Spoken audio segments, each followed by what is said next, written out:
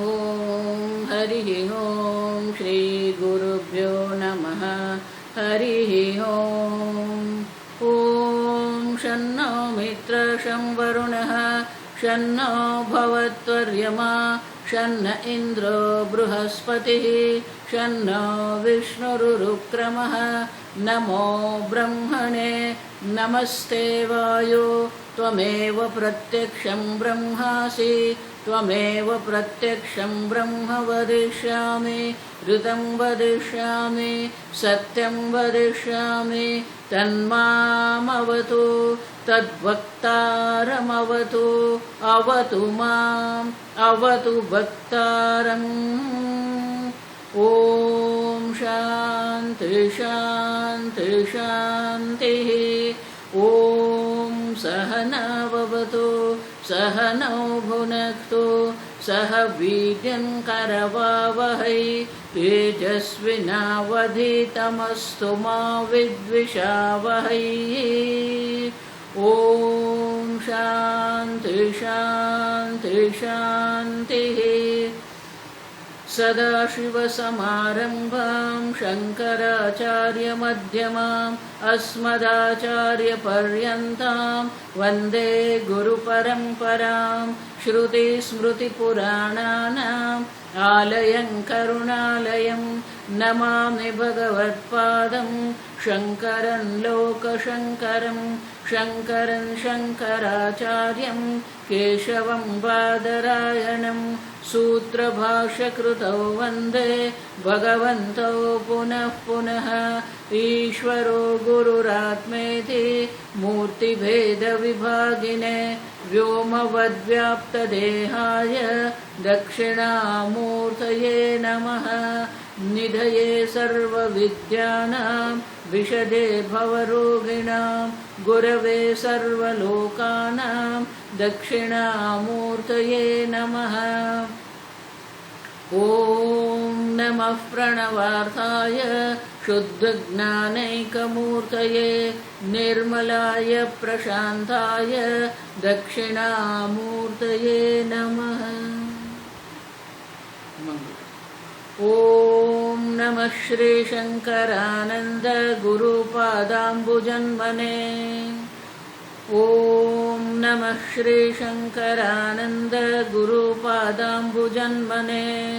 सविलासमहामोहग्राहग्रासैककर्मणे सविलासमहामोहग्राहग्रासैककर्मणे।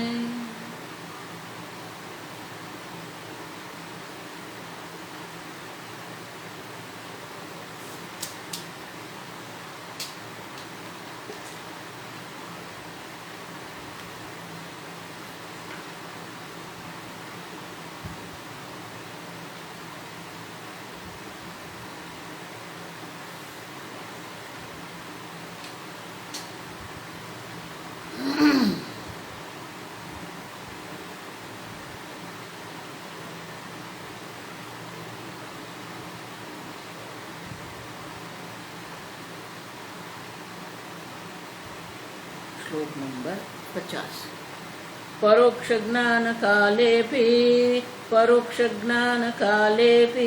विषयस्वप्रकाशता समाब्रह्मस्वप्रकाशम् अस्तित्वेवं विबोधनात्।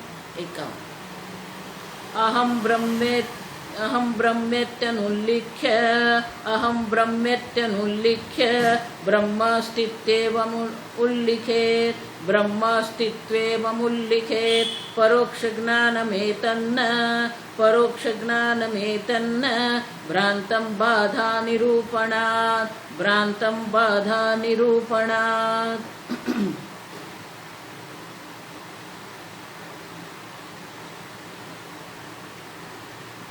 भारती तीर्थ मुनि ये स्पष्ट करते हैं कि जब भी ब्रह्म तत्व का उपदेश करते हैं तो वो ब्रह्म तत्व जो है स्वप्रकाशमेव। अब ब्रह्म तो स्वप्रकाश चैतन्य ही है और इसीलिए परोक्ष ज्ञान काले पे परोक्ष ज्ञान की जब हम बात करते हैं उस वक्त भी जो ब्रह्म का निरूपण है, वो निरूपण जो है वो तो स्वप्रकाश ब्रह्म का ही है, स्वतः सिद्ध स्वप्रकाश चैतन्य स्वरूप ब्रह्म है। समा ब्रह्म, समा माने कि वो समान ही है। अपरोक्ष ज्ञान जो है वो मैं हूं ऐसा कहते हैं, और परोक्ष ज्ञान में अस्ति ऐसा कहते हैं। अब लेकिन जो ब्रह्म है उनका निरूपण तो स्वतः सिद्ध स्वप्रकाश चैतन्य के रूप में ही निरूपण होता है। आप समझो, विषय कोटि में कभी भी ब्रह्म का निरूपण नहीं होता है। स्वामी जी हमेशा कहते थे ब्रह्म कभी भी विषय कोटि में नहीं आ। गीता में भगवान इसलिए कहते हैं, अब देखो, अनाशिनो अप्रमेयस्य, अप्रमेय ब्रह्म आत्मा जो है वो कभी भी प्रमेय नहीं हो सकता, कभी भी विषय कोटि में आता ही नहीं, और इसीलिए कहते हैं स्वप्रकाश। विषय माने कि वो जो पर प्रकाश है, अन्य प्रमाण के द्वारा जिसको हम प्रकाशित करते हैं वो विषय है, लेकिन ब्रह्म तो विषय कोटि में आता नहीं। ब्रह्म जो है वो तो स्वयं स्वतः सिद्ध ही है, और इसीलिए परोक्ष काल में भी जब हम शास्त्र के द्वारा निरूपण करते हैं तो उसे तो स्वप्रकाश ब्रह्म के रूप में ही निरूपण करते हैं। अब वो पर प्रकाश है ही नहीं। केनोपनिषद में भी वही कहते हैं, तदेव ब्रह्मत्वं विद्धि नेदम यदिदम उपासते। इदम तया आप जिसका उपासना करता है, इदम तया आप जिसको जानने का प्रयत्न करते हैं, वो ब्रह्म नहीं है। अब समझो, ब्रह्म कभी भी इदम नहीं होता है, और इसलिए कहते हैं ब्रह्म स्वप्रकाश है। परोक्ष काल में भी जो ब्रह्म का निरूपण होता है वो स्वप्रकाश ब्रह्म के रूप में ही निरूपण होता है। और आगे कहते हैं, अब अपरोक्ष ज्ञान क्या है? परोक्ष ज्ञान तो अस्ति ब्रह्म है, लेकिन अपरोक्ष ज्ञान क्या है? और इसलिए आगे कहते हैं अहम ब्रह्म इति अनुलिख्य।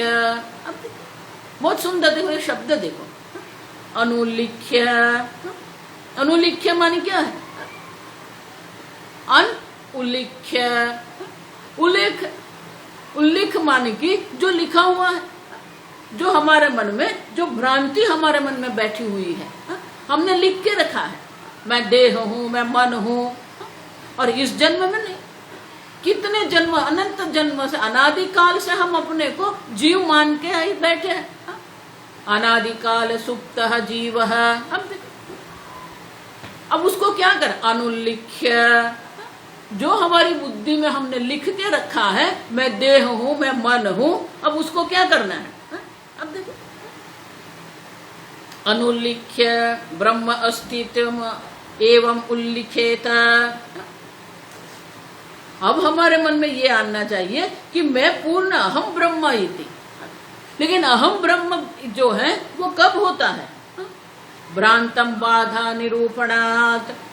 देखो, बाध निरूपण, भ्रांत जो भ्रांति है, मैं देह आदि जो परोक्ष ज्ञान जो भ्रांति है, देखो अब परोक्ष ज्ञानम एतत् न भ्रांतम बाधा अनिरूपणात्।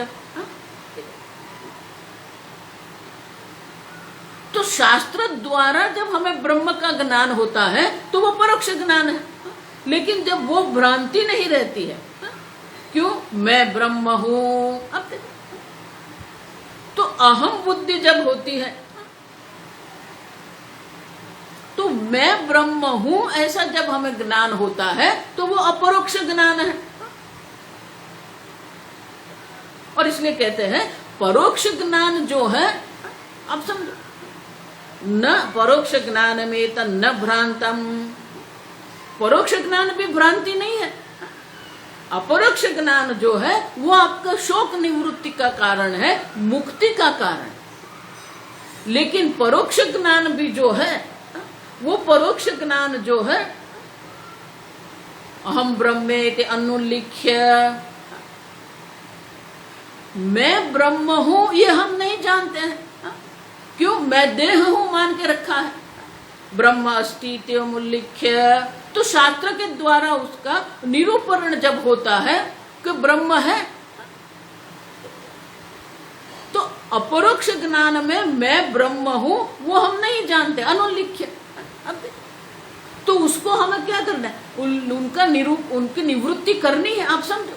और इसलिए कहते हैं भ्रांतम बाधा निरूपणात्। अब देखो उपनिषद में आप देखो बहुत सुंदर है, अनिरूपण शास्त्र में कहीं पर भी परोक्ष ज्ञान की बात नहीं। परोक्ष ज्ञान भ्रांति है ऐसा भी नहीं है। शास्त्र जो ज्ञान की बात करते हैं वो तो अपरोक्ष ज्ञान की ही बात है। लेकिन हम जिस प्रकार से आगे बढ़ते हैं, हमारे जो साधना का, हमारे ज्ञान मार्ग का जो सोपान है, जो अवस्था है, उसमें हम कहते हैं कि पहले परोक्ष ज्ञान है और बाद में फिर हम कहते हैं अपरोक्ष ज्ञान है। लेकिन परोक्ष ज्ञान जो है वो अलग से उपनिषद में नहीं कहा गया, आप समझो। इसलिए वो भ्रांति नहीं है। महाराज श्री हमेशा इसलिए कहते थे, खंडानंद जी महाराज हमेशा कहते थे, झूठ मूठ ही मान लो तुम ब्रह्म हो। आप देखो बहुत सुंदर कहते हैं, आप अभी मैं देह हूं इस प्रकार से आप व्यवहार कर रहे हैं, अब झूठ मूठ में मान लो मैं ब्रह्म हूं। अब देखो तो वो भ्रांति नहीं, आप समझो, क्योंकि आप ब्रह्म है ही, लेकिन आप अपने आप को ब्रह्म जानते नहीं है। और इसलिए शास्त्र को आके कहना पड़ता है कि अयम अस्मीति आत्मानं चेद विजानीयात् अयम ब्रह्म अस्मीति। तो परोक्ष ज्ञान जो है, जब तक ये भ्रांति की निवृत्ति नहीं होती है तब तक अपरोक्ष ज्ञान नहीं है। लेकिन जो परोक्ष ज्ञान जो है वो भी हम भ्रांति नहीं कहते हैं।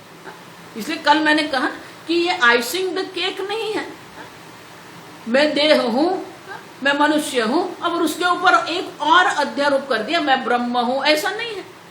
अब देखो मैं ब्रह्म हूं ये जो है तो वो कोई भ्रांति नहीं है, ये आपका स्वरूप है। इसलिए झूठ मूठ में भी अगर आप मान ले मैं अनंत हूं, मैं ब्रह्म हूं, अब देखो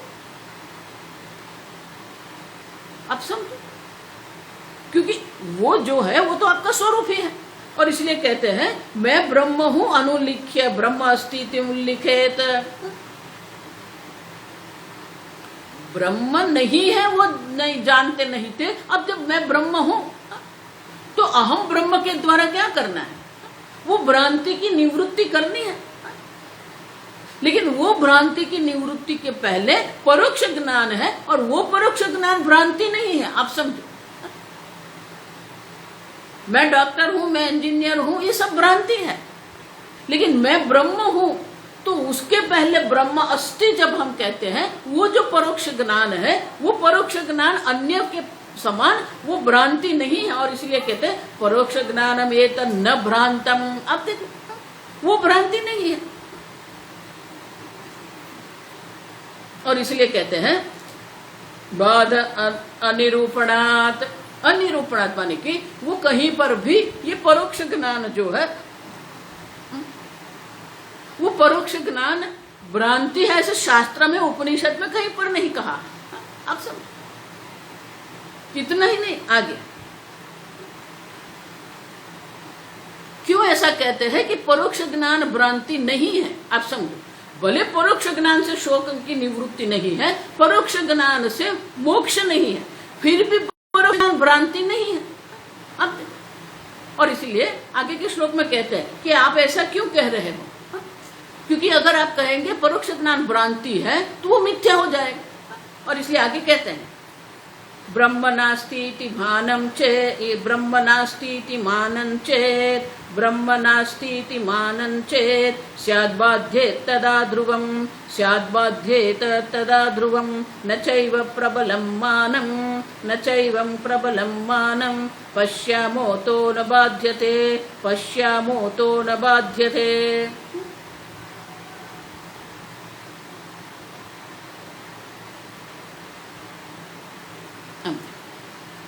मानम, मानम माने प्रमाण। ब्रह्म नास्ति इति मानम चेत,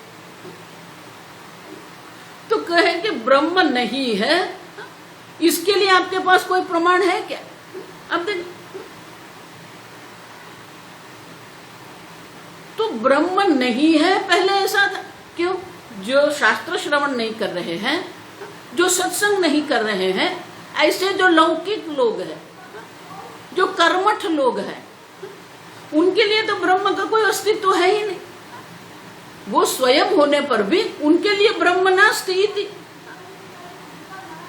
लेकिन उनके लिए कोई प्रमाण है क्या? ब्रह्म नास्ति इति मानम स्यात्।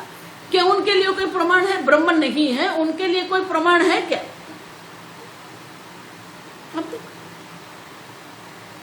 देखो बहुत सुंदर है ये तर्क, हमें समझना है।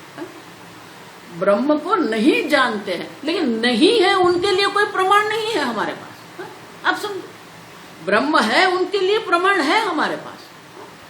आप ब्रह्म का अस्तित्व नहीं है वो आप कभी सिद्ध नहीं कर सकते, क्योंकि अगर आप सिद्ध करेंगे असच्चेन, तैतृपनिषद में कहते हैं अगर आपने कह दिया नहीं है तो क्या हो जाए? आप स्वयं असत हो जाएंगे। ब्रह्म नहीं है ऐसा कहने पर तो आप मैं नहीं हूं ऐसा कह रहे हो आप। और इसलिए कहते हैं ब्रह्म नहीं है ऐसा जो ब्रह्म के अस्तित्व से विरोधी जो प्रमाण है, मानम चेत स्यात् बाध्येत तदा ध्रुवम। और इसलिए कहते हैं ब्रह्म अस्ति। देखो तीन है ना, ब्रह्म नास्ति, ब्रह्म अस्ति, ब्रह्म अस्मि, ये तीन है। आप समझो ठीक से। तो ब्रह्म नास्ति जो हम कह रहे हैं, तो ब्रह्म नास्ति जो है क्या उनके लिए मानम चेत, उनके लिए कोई प्रमाण है आपके पास? नहीं है, क्योंकि आप वो प्रमाण से सिद्ध नहीं कर सकते। और इसलिए कहते हैं कि न चैव प्रबलम मानम पश्यामः अतः न बाध्यते। ब्रह्म अस्ति जो है, अगर वो भ्रांति है तो फिर अन्य प्रबल प्रमाण के द्वारा हम उसका बाध कर सकते हैं। लेकिन ब्रह्म नास्ति जो है वो कोई प्रमाण सिद्ध नहीं है, लेकिन ब्रह्म अस्ति है वो प्रमाण के सिद्ध है। और इसलिए कहते हैं न चैव प्रबलम मानम पश्यामः अतः न बाध्यते। इसीलिए ब्रह्म अस्ति जो परोक्ष ज्ञान है वो कभी बाधित नहीं होता है, क्योंकि उसको जो है उसकी निवृत्ति करने के लिए, उसको बाधित करने के लिए उससे भी प्रबल प्रमाण हमें चाहिए। अब सब शास्त्र प्रमाण है। देखो इसलिए मैं कहती हूँ शास्त्र श्रवण आप कर रहे हैं, लेकिन आपकी बुद्धि में होना चाहिए कि ये प्रमाण प्रवृत्ति हो रही है। जिस प्रकार से आप आंख से देखते हैं, चक्षु के द्वारा हम दर्शन क्रिया करते हैं, श्रवण के द्वारा हम शब्द प्रिय श्रवण जो है शब्द प्रमाण, तो शास्त्र शब्द प्रमाण है। आप अभी श्रवण क्रिया कर रहे हैं तो वो श्रवण जो है वो शब्द प्रमाण है। तो शास्त्र श्रवण करना ये प्रमाण प्रवृत्ति है, आप समझो। तो कहते हैं कि ब्रह्म नास्ति ऐसा अगर आप कहते हो तो उनके लिए कोई प्रबल प्रमाण होना चाहिए जो ब्रह्म अस्ति का विरोधी होना चाहिए। लेकिन न पश्यामः, ऐसा कुछ हम देखते ही नहीं है। अब समझ, किसी को हम भ्रांति कब कहते हैं? वो भ्रांति तब कहते हैं कि वो सत्य के ज्ञान से जिसकी निवृत्ति होती है, प्रमाण प्रवृत्ति के द्वारा जिसकी निवृत्ति होती है।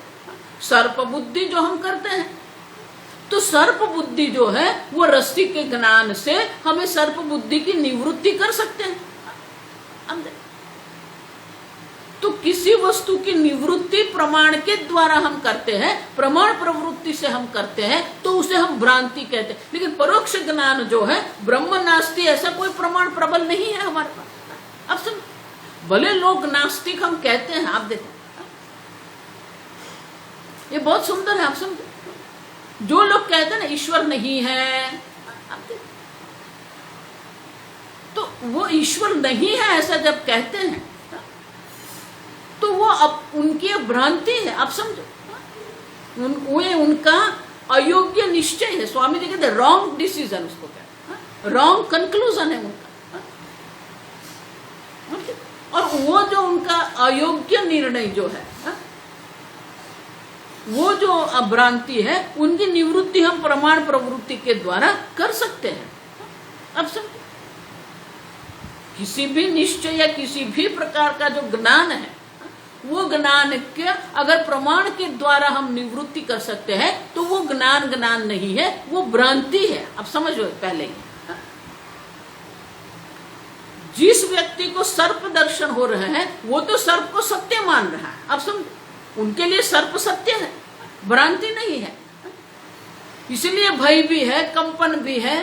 अब देखो, पसीना भी उनको छूट रहा है क्योंकि उनके लिए तो सर्प सत्य है, सर्प भ्रांति नहीं है। लेकिन जब प्रकाश करते हैं और प्रकाश के द्वारा हम जब उनको रस्सी का दर्शन करवाते हैं तो रस्सी का दर्शन से क्या होता है? सर्प की निवृत्ति होती है। तो जिसकी प्रमाण प्रवृत्ति के द्वारा निवृत्ति होती है उसे हम भ्रांति कहते हैं, अध्यास कहते हैं, अध्यारोप कहते हैं। आप समझो ठीक से, बहुत सुंदर है। लेकिन नास्ति ब्रह्म जो अगर आप कहेंगे तो उनके लिए कोई प्रबल प्रमाण है ही नहीं। लेकिन ब्रह्म अस्थि के लिए तो हमारे पास प्रमाण है, शास्त्र प्रमाण है। आप समझो, और इसलिए कहते हैं ब्रह्म नास्ति इति चेत मानम स्याद बाध्येत। अगर वो भ्रांति है तो फिर नास्ति ब्रह्म के प्रमाण प्रवृत्ति के द्वारा अवश्य उनका बाध होना ही चाहिए, ध्रुवम बाध्येत। लेकिन ब्रह्म अस्थि, उसका कभी बाध नहीं होता। आप समझो क्यों? न चैव प्रबलम प्रमाणम, क्योंकि उससे प्रबल कोई प्रमाण है ही नहीं, शास्त्र प्रमाण जो है। सीधे सीधे कहे तो नास्ति ब्रह्म अगर प्रमाण के द्वारा आप सिद्ध करने का प्रयत्न करेंगे, अगर आप प्रमाण से कर सकते हो तो हम कहते हैं कि परोक्ष ज्ञान जो है वो बाध हो जाएगा। परोक्ष ज्ञान ब्रह्मास्ति है, लेकिन नहीं होता है। क्योंकि शास्त्र प्रमाण के द्वारा हमें कहते हैं, शास्त्र प्रमाण है, शास्त्र प्रमाण के द्वारा ब्रह्म नास्ति ऐसा जो हम कहते हैं उनका बाध हो जाता है, ब्रह्म अस्थि होता है। तो ब्रह्म नास्ति वो भ्रांति है, ब्रह्म अस्थि परोक्ष ज्ञान है, वो भ्रांति नहीं है। भ्रांति वो है कि जिसको प्रमाण के द्वारा हम निवृत्ति कर सकते हैं, लेकिन उनकी निवृत्ति ब्रह्म अस्थि की निवृत्ति नहीं होती, ब्रह्म नास्ति की निवृत्ति होती। आप समझ, और इसलिए कहते हैं ब्रह्म अस्ति जो प्रमाण के द्वारा अगर जानेंगे तो फिर हमारा परोक्ष ज्ञान बाधित हो जाएगा, लेकिन वो नहीं होता है। और इसीलिए शास्त्र प्रमाण के द्वारा जो परोक्ष ज्ञान हमें होता है वो भ्रांति नहीं है। आप समझो, ब्रह्म अस्थि जो है वो अस्थि ब्रह्म का जो है वो भी ज्ञान है। आप समझो, ये क्यों कह रहे हैं? क्योंकि हम परोक्ष ज्ञान ऐसा कहते हैं, क्योंकि वो भी ज्ञान तो है, क्योंकि प्रमाण प्रवृत्ति से उत्पन्न हुआ है। प्रमाण प्रवृत्ति के द्वारा जो उत्पन्न होता है वो ज्ञान होता है, भ्रांति नहीं होती। अब सर्प दर्शन जब हम करते हैं तो हम ऐसा मानते हैं कि आंख के द्वारा हमें सर्प का दर्शन हो रहा है, लेकिन आंख के द्वारा सर्प दर्शन नहीं है। आप समझो, इसलिए हम कहते हैं सर्प बुद्धि। आप देखो, आपकी बुद्धि में सर्प है, बाहर सर्प है ही नहीं।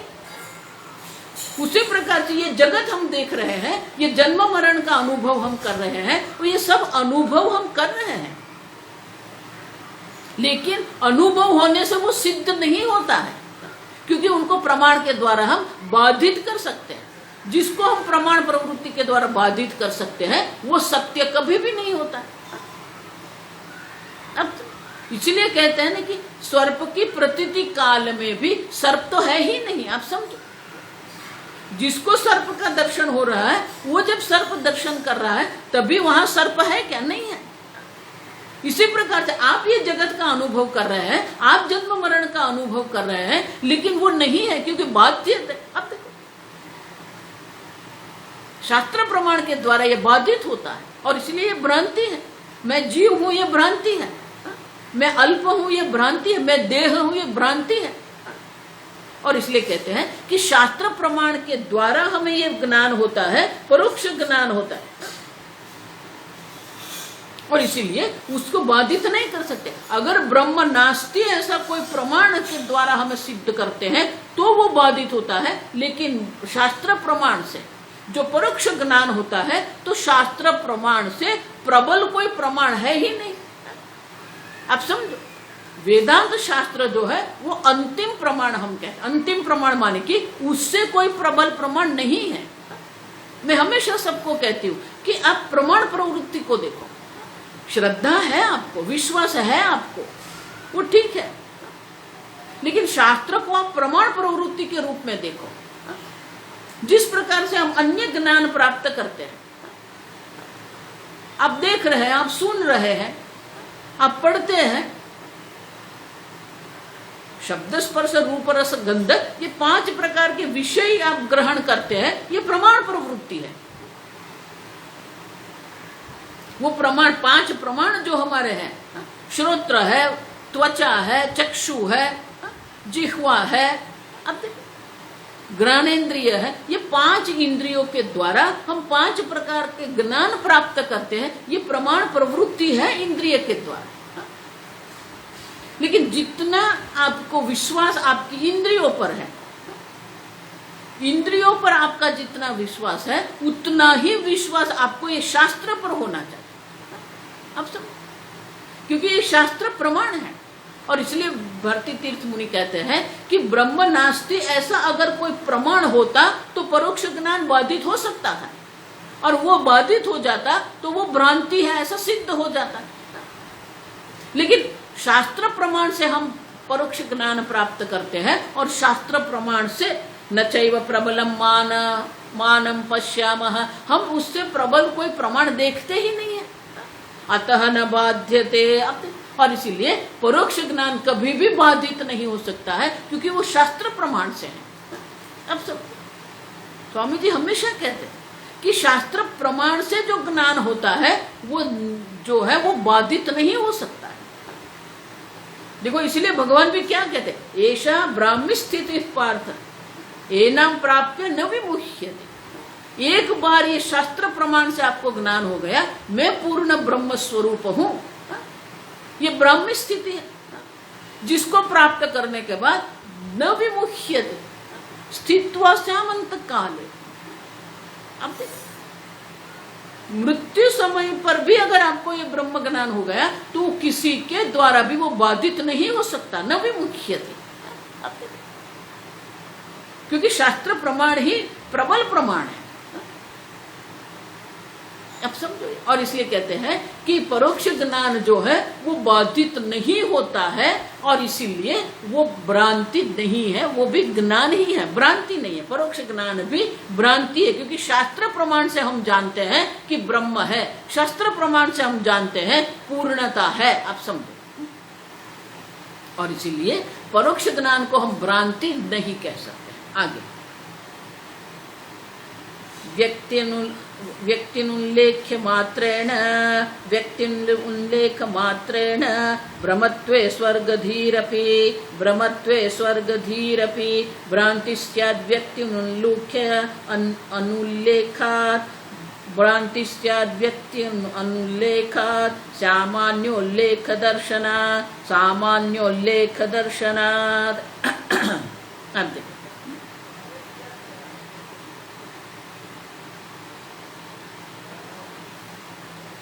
व्यक्ति अनुल्लेख्य मात्रेण ब्रह्मत्व स्वर्गधीहि अपि। शास्त्र प्रमाण के द्वारा हमें जो ज्ञान होता है,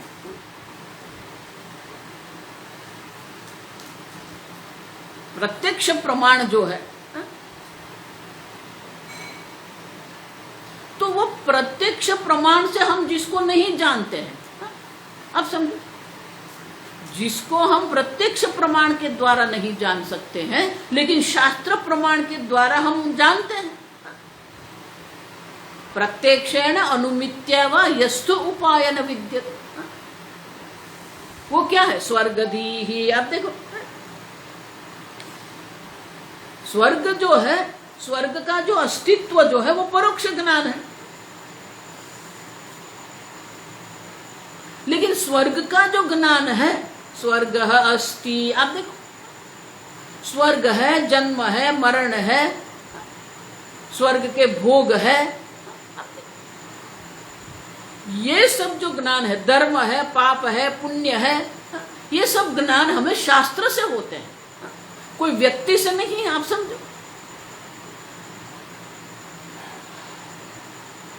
लेकिन वो स्वर्ग का जो ज्ञान है वो परोक्ष ज्ञान है, तो वो क्या भ्रांति है? नहीं। प्रत्यक्ष ज्ञान से ही जो ज्ञान होता है उसे अगर हम ज्ञान मानते हैं तो फिर परोक्ष ज्ञान जो हमारा स्वर्ग का है वो भी क्या हो जाएगा? ब्रह्मत्व। व्यक्ति उल्लेख्य माने कि स्वर्ग जो प्रत्यक्ष ज्ञान से जो हमें होता है और उससे अन्य जो कुछ है वो भ्रांति है अगर हम मानेंगे तो स्वर्ग का जो परोक्ष ज्ञान है वो भी भ्रांति हो जाएगी।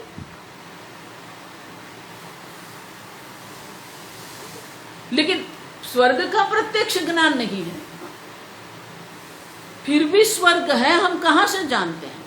वो परोक्ष ज्ञान है। आप समझो, ये परोक्ष ज्ञान शब्द का यहाँ विश्लेषण हो रहा है।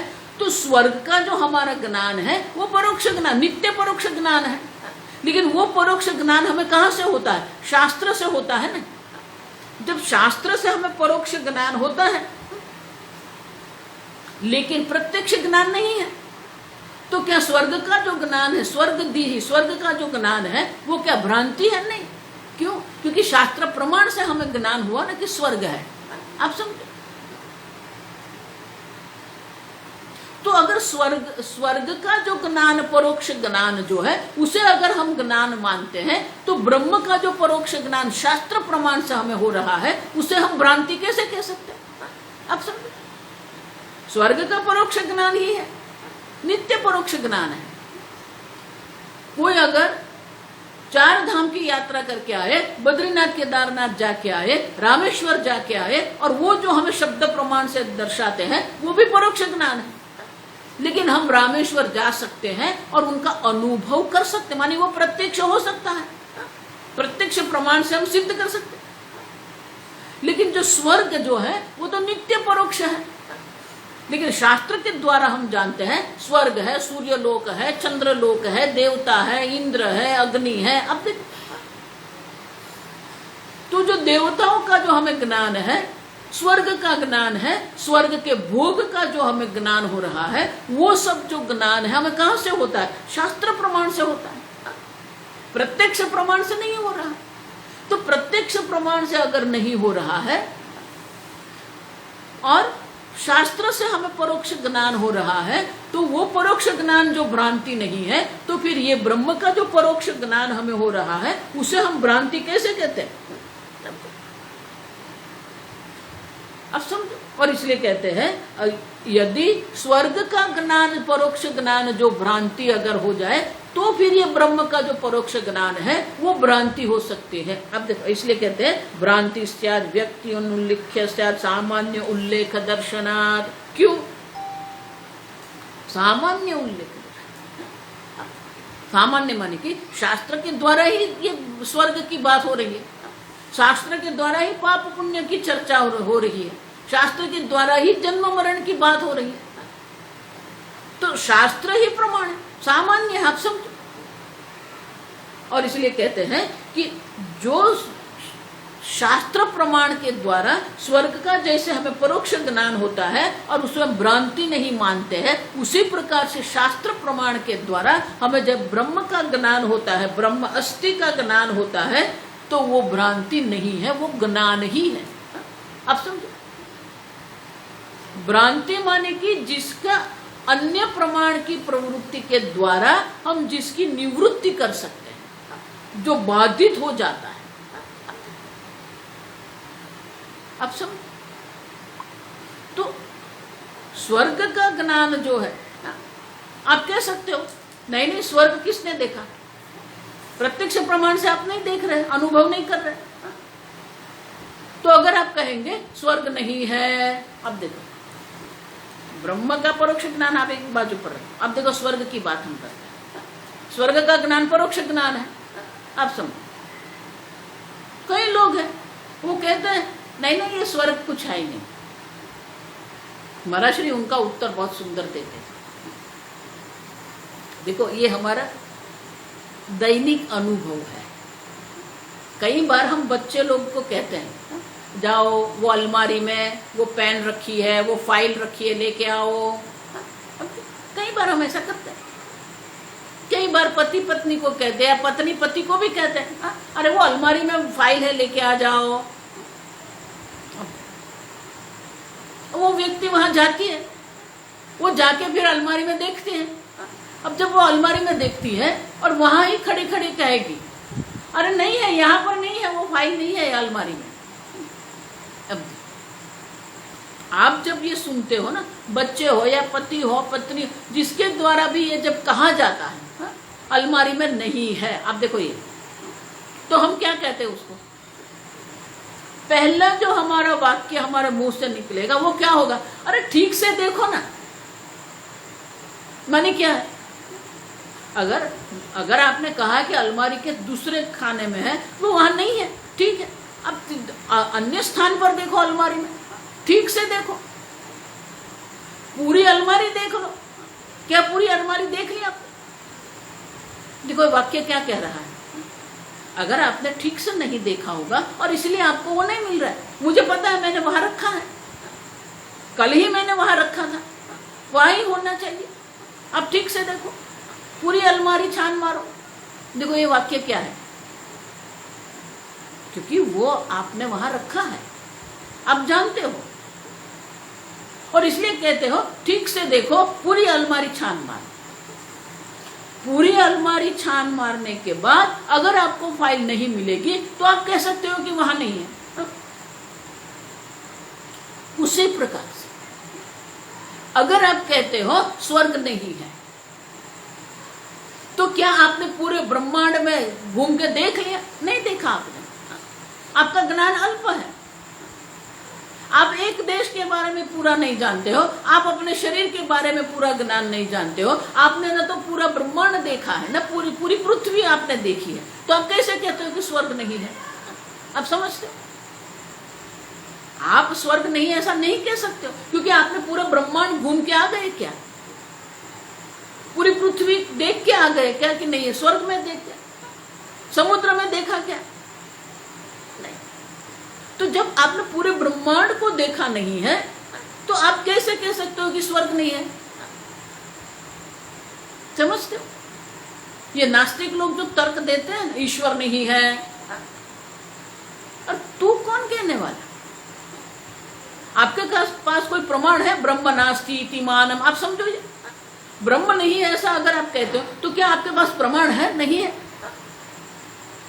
ईश्वर नहीं है। ये जितने भी नास्तिक लोग हैं ना, आप सब लिख के रखो, ये जो कहते हैं स्वर्ग नहीं है, पाप पुण्य नहीं है, ईश्वर नहीं है, ये भजन भक्ति कुछ नहीं है, they are all emotionally imbalanced people. लिख के रखो ये। भावनात्मक रूप से उनको ऐसी कोई ठोस एक ऐसा एक अनुभव, नकारात्मक एक अनुभव उनको ऐसा हुआ है, जिसके कारण उन लोगों ने ये एक निर्णय करके रखा है।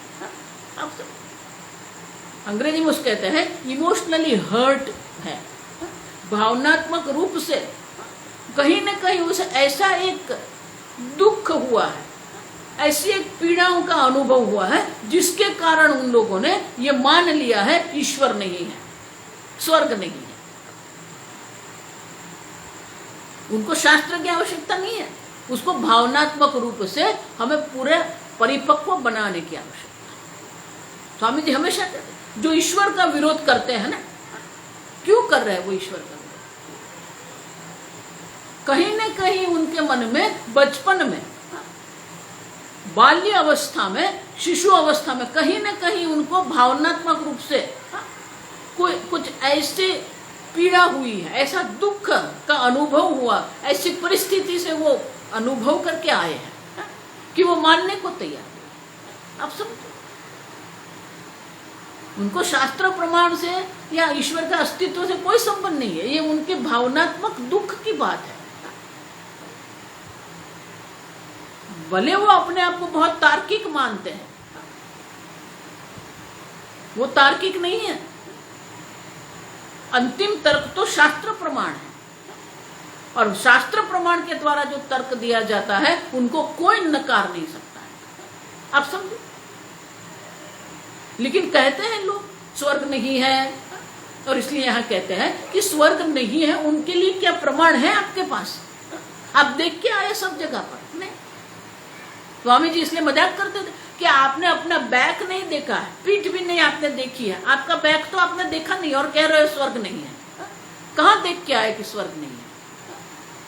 तो अगर स्वर्ग का जो ज्ञान हमें शास्त्र से होता है वो परोक्ष ज्ञान को हम भ्रांति नहीं मानते हैं, तो फिर ब्रह्म अस्ति इति परोक्ष ज्ञान जो है वो भ्रांति कहां से हो जाएगा? आप समझते हो?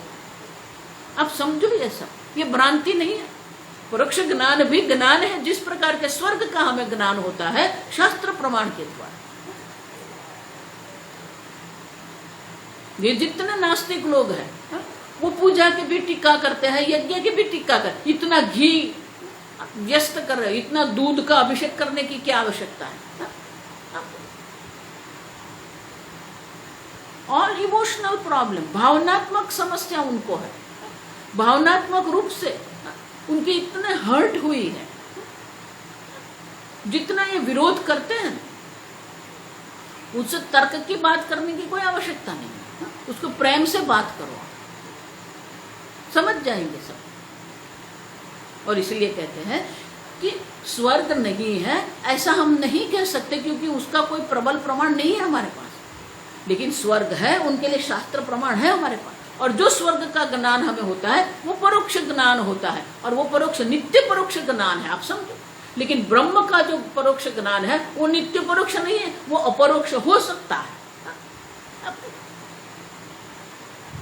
श्रद्धावान लभते ज्ञानम। आप देखो ये वाक्य है बहुत सुंदर है। आप समझो।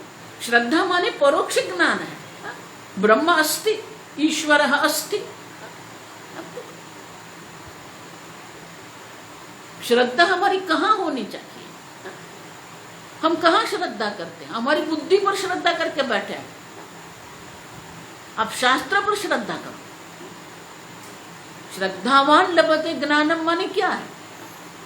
बहुत सारे लोग आके मुझे कहते, हाँ स्वामी जी मैं तो भगवान को बहुत मानता हूँ। ये अन्य एक डेंजरस थिंग है। डेंजरस मानिए खतरनाक है। अब देखो सही में वो खतरनाक है। मानते हैं माने क्या है? अब देखो जो लोग कहते हैं ना मैं ईश्वर में मानता हूं, अंग्रेजी में बिलीफ कहते हैं, मान्यता। मूर्ख लोग हैं आप समझो। क्यों? क्योंकि आप मानते हो कि ईश्वर है। अब देखो तो ये आपकी मान्यता है, बिलीफ है। तो ये कैसा हो गया?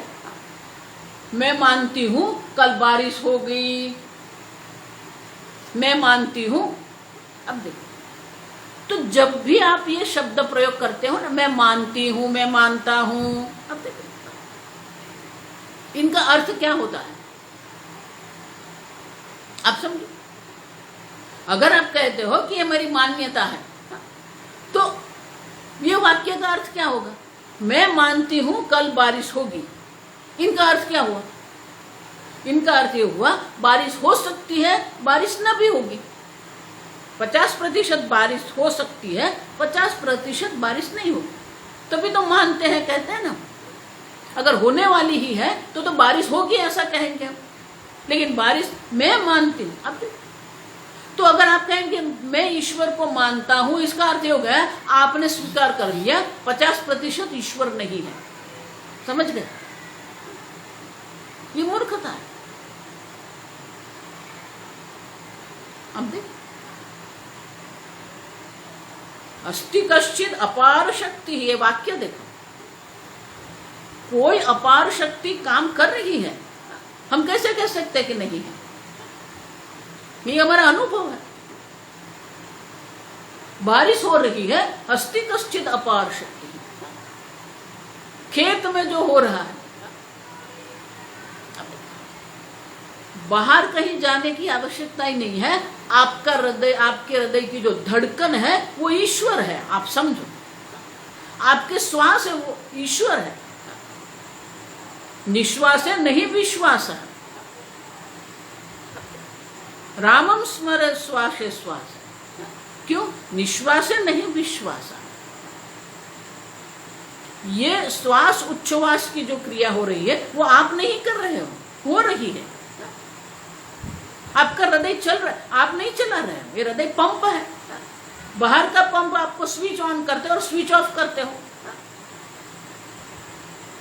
जब आप मां के गर्भ में थे, आपका हृदय 1 सेंटीमीटर का था, तब से ये हृदय धड़क रहा है। वो आप कर रहे हो नहीं? आप भोजन करते हो, पाचन क्रिया कौन कर रहा है? भगवान इसलिए गीता में कहते हैं अहम वैश्वानरो भूत्वा प्राणिनाम देहमाश्रिता पचामि अन्नम। आपका शरीर में आप जो भोजन कर रहे हैं वो पाचन क्रिया हो रही, वो करने वाला ईश्वर है। पचामि अहम, आप देखो ये ईश्वर है। आप कैसे कह सकते हो कि नहीं है? आप समझो, ये जो नास्तिक लोग हैं ना, भ्रांति करा रहे हैं हमें। आप समझ। और इसलिए कहते हैं कि जिस प्रकार से स्वर्ग का हमें परोक्ष ज्ञान शास्त्र से होता है तो उसे हम भ्रांति नहीं कहते हैं, तो फिर ब्रह्म का जो परोक्ष ज्ञान है वो भ्रांति कैसे हो सकती है? आप समझो, ये ज्ञान है, भ्रांति नहीं है। ब्रह्म अस्ति, ये परोक्ष ज्ञान भी भ्रांति नहीं है। आप समझना ये ठीक से। ज्ञान मानी जिस जो प्रमाण के द्वारा जो उत्पन्न होता है उसे हम ज्ञान कहते हैं। आप मुझे सुन रहे हो, ये प्रमाण प्रवृत्ति है। आप मुझे देख रहे हो, ये प्रमाण प्रवृत्ति है।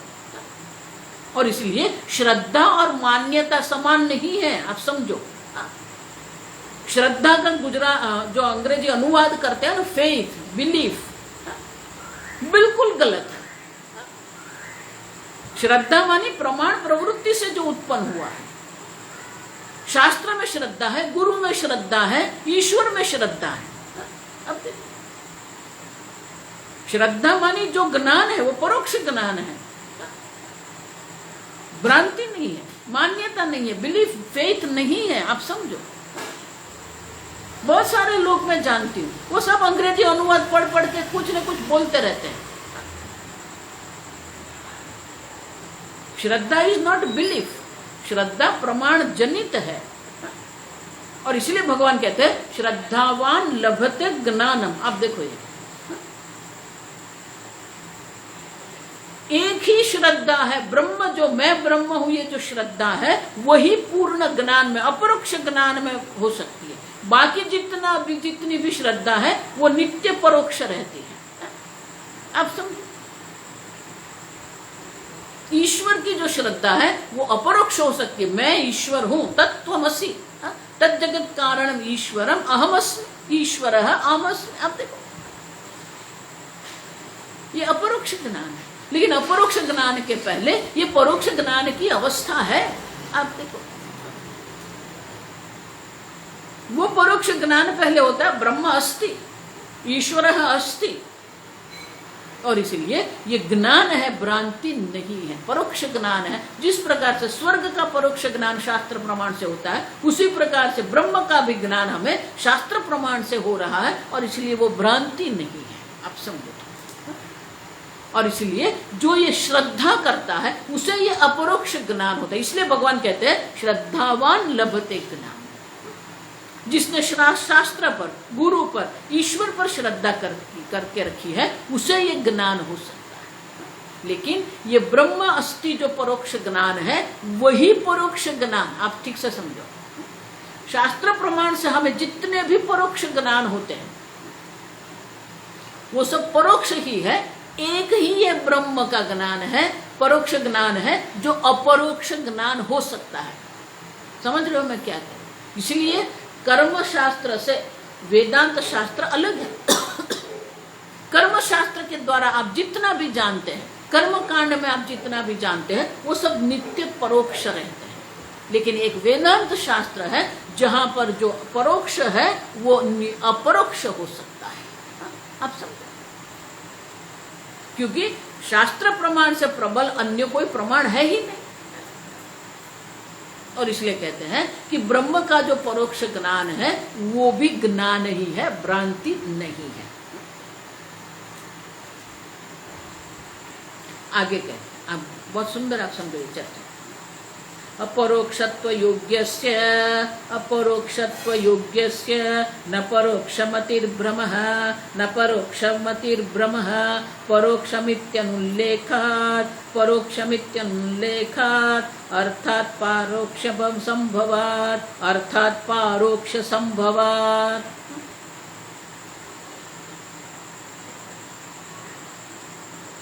अपरोक्षत्व योग्यस्य न परोक्षमतिः,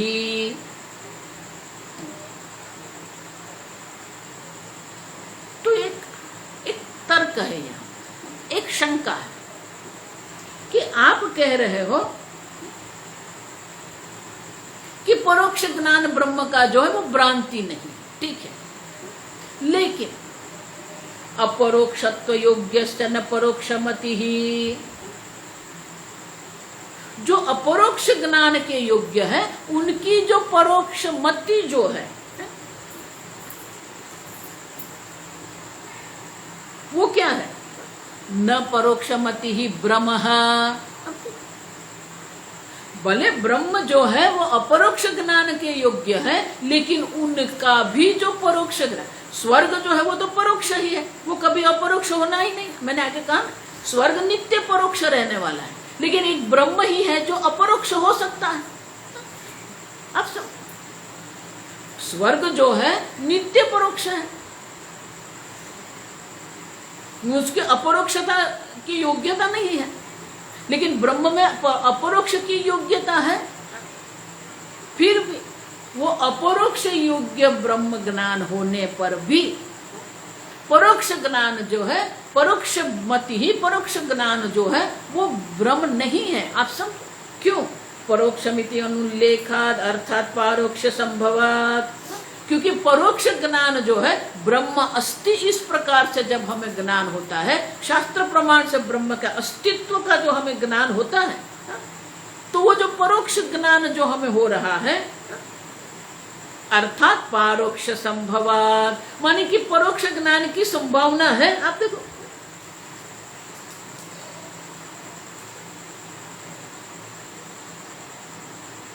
तो परोक्ष ज्ञान भी पहले हमें होता है ना, ब्रह्म अस्ति। आप देखो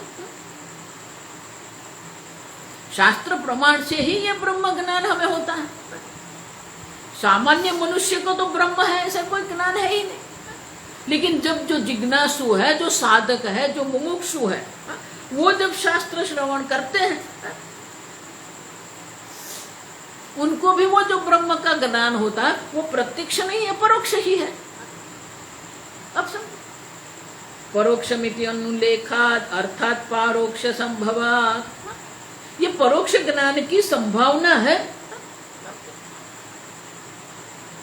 पहले तो ब्रह्म है कि नहीं वो ज्ञान ही नहीं था। सामान्य जन जो है उनको तो ब्रह्म है कि नहीं उनका कोई ज्ञान है ही नहीं, लेकिन जब शास्त्र श्रवण करते हैं, सत्संग करते हैं, तब हमें ये पता चलता है, ये बोध हमें होता है ब्रह्म है। और इसलिए कहते हैं कि परोक्ष ज्ञान भी जो है शास्त्र प्रमाण के द्वारा होता है। भले ब्रह्म अपरोक्ष की योग्यता है, फिर भी शास्त्र के द्वारा ये परोक्ष ज्ञान की संभावना है। अब देखो पहले तो परोक्ष ज्ञान ही है, फिर वो ब्रह्म मैं हूं वो जानना है हमें। देखो इसलिए मैं कहती हूँ पहले ब्रह्म का ज्ञान नहीं, पहले तो मैं अज्ञानी हूँ, पहले अज्ञान का ज्ञान होता है। आपकी समस्या अज्ञान है, आप समझो ये ठीक से।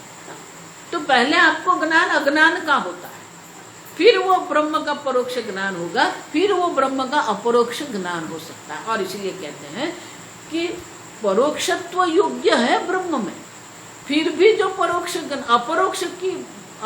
योग्यता है ब्रह्म में ही अपरोक्ष ज्ञान की योग्यता है, बाकी किसी में नहीं है। बाकी सब तो परोक्ष ज्ञान ही रहने वाला है। तो ब्रह्म में अब अपरोक्ष ज्ञान की योग्यता होने पर भी उनका जो परोक्ष ज्ञान है उसे हम भ्रांति नहीं कहते हैं, उसे हम ज्ञान ही कहते हैं, भले वो परोक्ष है, क्योंकि परोक्ष ज्ञान की संभावना है। क्योंकि शास्त्र के द्वारा पहले ब्रह्म है हम सुनते हैं, फिर हमें मैं ब्रह्म हूँ ज्ञान होता है, और इसीलिए परोक्ष ज्ञान की संभावना होने से हमें परोक्ष ज्ञान है ऐसा कहना पड़ता है, और वो भ्रांति नहीं है, वो ज्ञान ही है। आगे हम कल देखें। ओम स्वस्ति प्रजाभ्यः परिपालयन्तां न्यायेन मार्गेण महिं महिषाः गोब्राह्मणेभ्यः शुभमस्तु नित्यं लोकाः समस्ताः सुखिनो भवन्तु काले वर्षतु पर्जन्यः पृथिवी सस्यशालिनी देशोऽयं क्षोभरहितः ब्राह्मणाः सन्तु निर्भयाः ओम सर्वेषां स्वस्तिर्भवतु सर्वेषां शान्तिर्भवतु सर्वेषां पूर्णं भवतु सर्वेषां मङ्गलं भवतु सर्वे भवन्तु सुखिनः सर्वे सन्तु निरामयाः सर्वे भद्राणि पश्यन्तु मा कश्चित् दुःखभाग् भवेत् असतो मा सद्गमय तमसो मा ज्योतिर्गमय मृत्योर्मा